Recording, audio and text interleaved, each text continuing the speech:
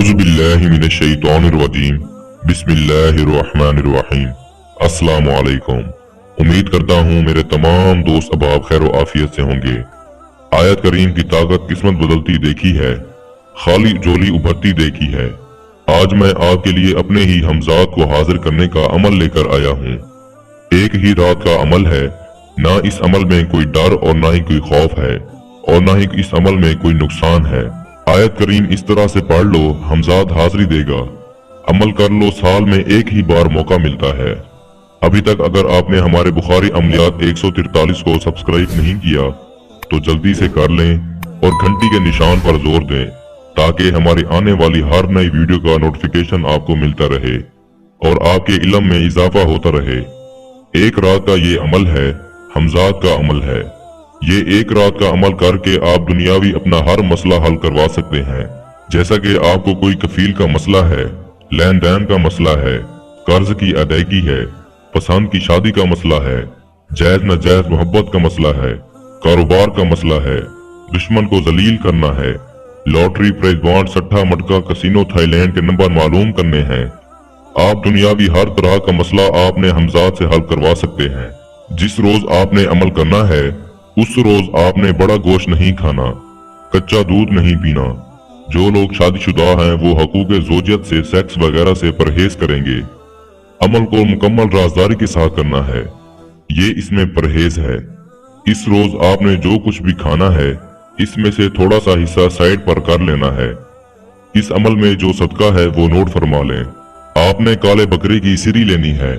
आपने किसी वीरान जगह पर चले जाना है, वहां पर जाकर आपने सूरतुल जिन को पढ़ना है 3 बार। सिरी को आपने सामने रख कर पढ़ना है।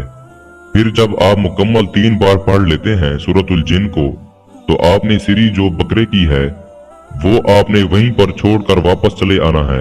एक बात आपने गौर करनी है, जब आप जाएंगे तो आपको साइड पर परछाई नजर आएगी, लेकिन जब आप अमल करके वापस आएंगे तो आपके साथ आपकी परछाई नहीं होगी और ये हकीकत है।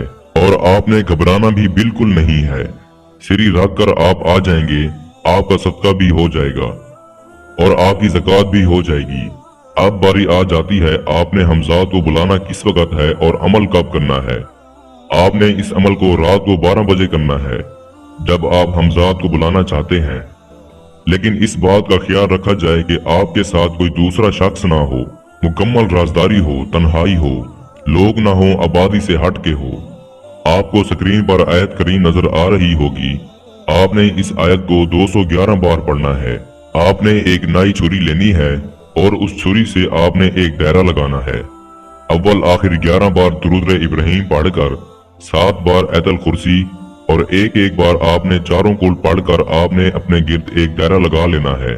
मुंह आपने किबला रुख करना है और काले रंग के आपने कपड़े पहने हैं। इस अमल के लिए आपके बाजू पर लोहे तस्कीर का होना लाजमी है। अगर आपके पास वो नहीं है तो हमारा व्हाट्सएप नंबर स्क्रीन पर मौजूद है। आप हमसे लोहे तस्कीर भी बनवा सकते हैं और आपने अमल की इजाजत हमसे लाजमी लेनी है। अब आपने अपने साथ हसार में सामान रखना है जो आपने सारा दिन में खाना खाया था और उसका हिस्सा बना कर रखा था।